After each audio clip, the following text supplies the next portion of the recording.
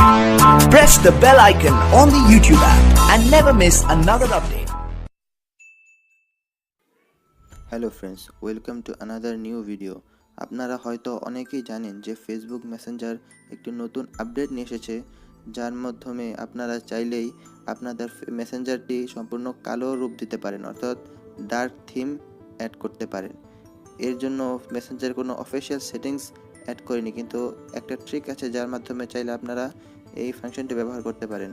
So আজ আমি আপনাদেরকে এই ভিডিওতে দেখাবো কিভাবে আপনারা আপনাদের ফেসবুক মেসেঞ্জারটিকে কালো থিম অ্যাড করতে পারেন। সো এর জন্য আপনাদেরকে ফেসবুক মেসেঞ্জারে চলে যেতে হবে এবং যে কোনো একটি ফ্রেন্ডের কাছে একটি ইমোজি সেন্ড করতে হবে। এখানে আপনারা যে ইমোজির অপশনটি আছে সেখানে চলে যাবেন।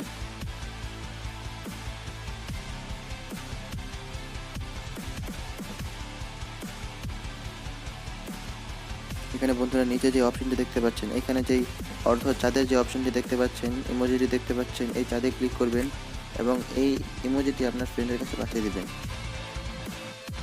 পাঠিয়ে দেওয়ার পর আপনারা জাস্ট ব্যাকে চলে যাবেন। ব্যাক চলে যাওয়ার পর ফ্রেন্ডস আপনাদের প্রোফাইলে চলে যাবেন।